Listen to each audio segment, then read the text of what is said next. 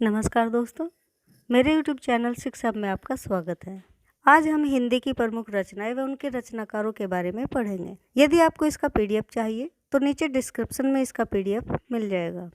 इस तरह की और वीडियो देखने के लिए आप मेरे चैनल को सब्सक्राइब कीजिए। तो चलिए शुरू करते हैं। रचनाकार और उनकी प्रमुख रचनाएं। सबसे पहले हम आदिकाल के रचनाकारों के बारे में पढ़ते हैं। तो सबसे पहले आदिकाल में हमारे जो रचनाकार हैं वो है चंद्रबरदाई।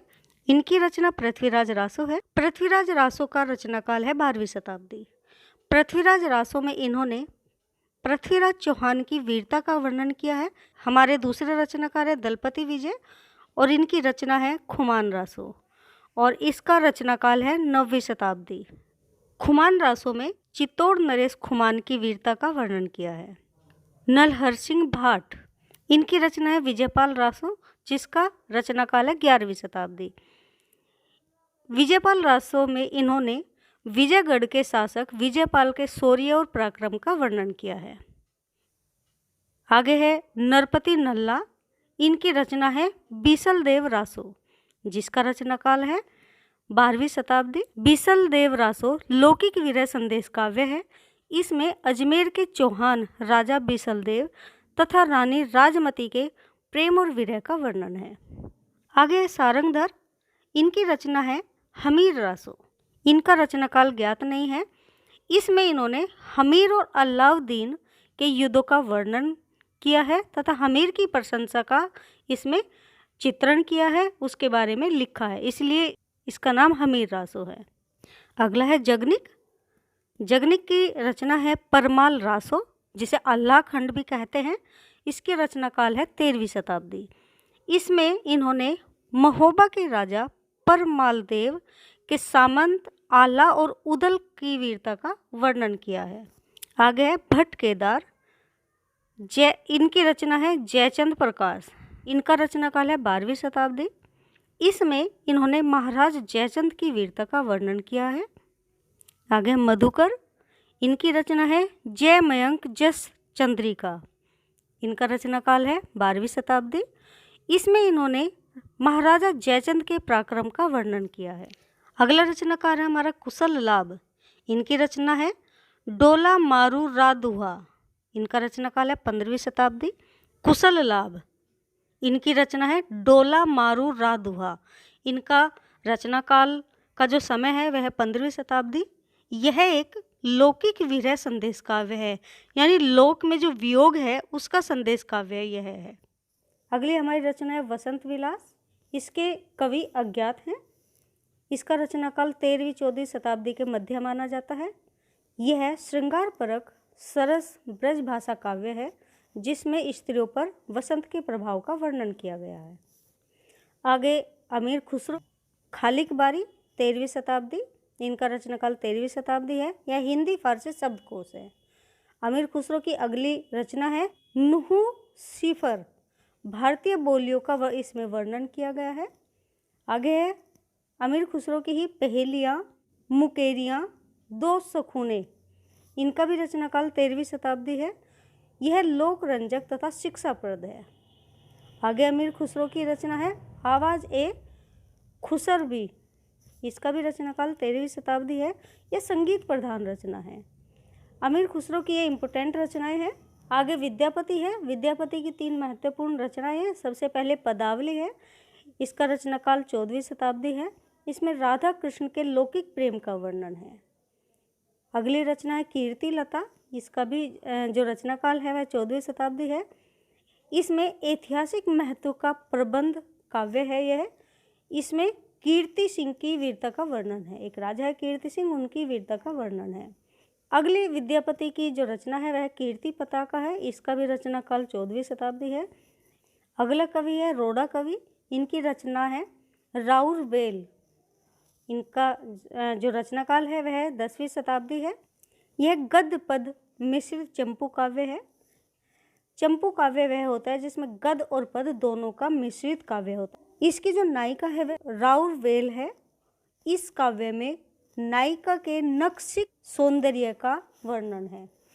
अगला हमारा कवि है दामोदर शर्मा। इनकी रचना है उक्ति व्यक्ति प्रकरण।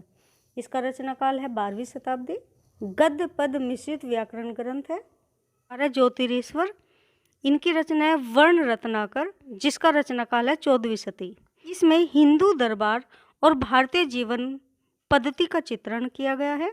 आदिकाल का हमारा आखिरी रचनाकार है स्वयंभूदेव, इनकी रचना है पौंचर्यु, इनका रचनाकाल है 8वीं शताब्दी। यह एक रामकथा महाकाव्य है। कुछ भक्ति काल के रचनाकार, जैसे पहला है नामदेव, इनकी रचना है अभंगपद।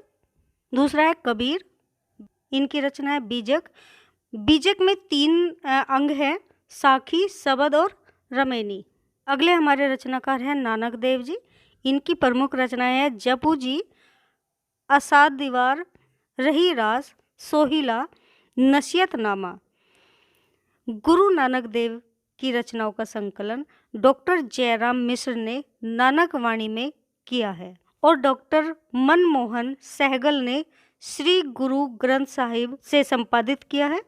आगे है रैदास, जिनको रविदास भी कहा जाता है। इनकी प्रमुख रचना है रविदास की वाणी और रविदास के पद।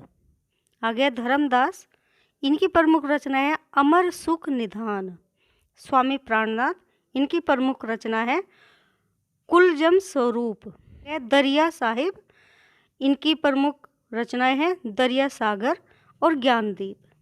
आगे है मूलक दास, इनकी प्रमुख रचनाएं हैं ज्ञान बोध, रामावतार लीला, ध्रुव चरित। आगे है दादू दयाल, इनकी प्रमुख रचनाएं हैं हरडे बानी।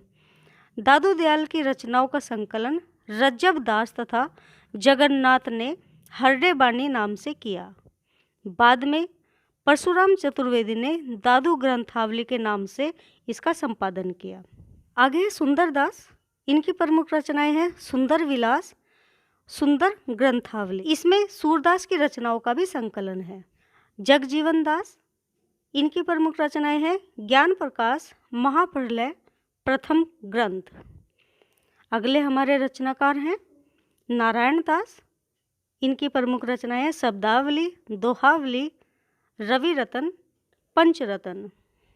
अगले हमारे रचनाकार है दयाबाई, इनकी प्रमुख रचनाएं हैं दयाबोध, विनय मालिका, सहोजाबाई, इनकी प्रमुख रचनाएं सहज प्रकाश, सोलह, तत्व निर्माण। अक्षर अन्यन्य की प्रमुख रचनाएं हैं महिला समुद्र, सिद्धांत बोध, प्रेम दीपिका, ज्ञान योग, पंचाशिका। अब आगे सूफी काव्य के रचनाकार और उनकी रचनाएं देख लेते हैं। सबसे पहले है असाइत, इनकी रचना है हंसावली, जिसका रचनाकाल है 1370 ईस्वी। यह गुजराती मिश्रित पश्चिमी हिंदी में रचित प्रेम कथा है। मुल्ला दाऊद, इनकी रचना है चंदायन। यह लोरिक और चंदा की लोक कथा के माध्यम से प्रेम के महत्व का चित्रण है। इसे लोर कहा भी कहा जाता है। आगे कुतुबन, इनकी प्रमुख रचना है मृगावती, इनका रचनाकाल है 1503 ईस्वी। इसमें मृगावती और राजकुंवर के लौकिक प्रेम कथा के द्वारा अलौकिक प्रेम का वर्णन है। यानी सांसारिक प्रेम कथा के रहते हुए इसमें आध्यात्मिक प्रेम कथा का भी वर्णन किया गया है। आगे है मंझन, इनकी प्रमुख रचना है मधुमालती, रचनाकाल है 1545। इसमें मधुमालती और मनोहर की प्रेम कथा के द्वारा अलौकिक प्रेम कथा का वर्णन किया गया है।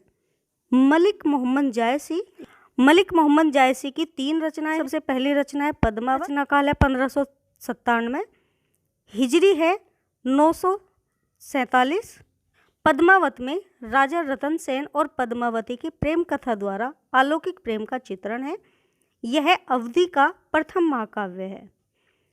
मोहम्मद मलिक जायसी की दूसरी रचना है आखिरी कलाम, 938 हिजरी इसका रचनाकाल है। इसमें कयामत का वर्णन तथा मोहम्मद साहब के महत्व का प्रतिपादन किया गया है।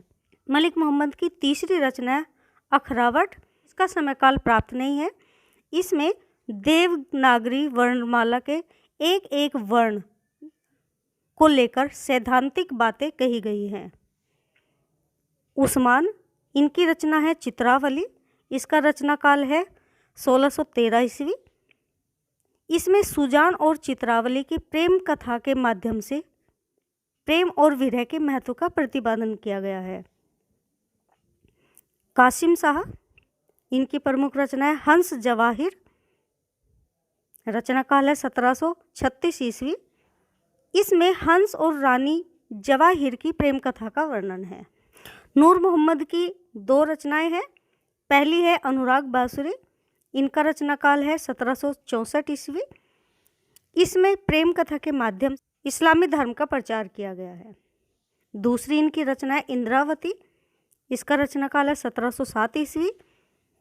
इसमें सभी पात्रों का प्रतीक रूप से चित्रण करते हुए आध्यात्मिक संकेत दिया गया है।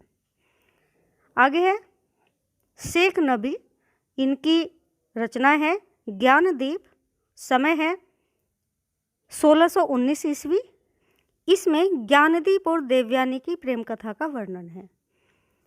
आगे कवि है हमारे निसार, उनकी रचना है यूसुफ जुलेखा, इनका समय उपलब्ध नहीं है। इसमें शामी परंपरा से कथानक लेकर प्रेम के महत्व का प्रतिपादन किया गया है। हमारे अंतिम रचनाकार हैं नसीर, इनकी रचना है प्रेम दर्पण, इनका भी समय उपलब्ध नहीं है। इसमें यूसुफ जुलेखा की ही प्रेम कथा का वर्णन किया गया है। आशा करती हूँ कि आपको यह वीडियो पसंद आएगी। अगर आपको मेरी यह वीडियो पसंद आए तो मेरी वीडियो को लाइक और चैनल को सब्सक्राइब ज़रूर करें। धन्यवाद।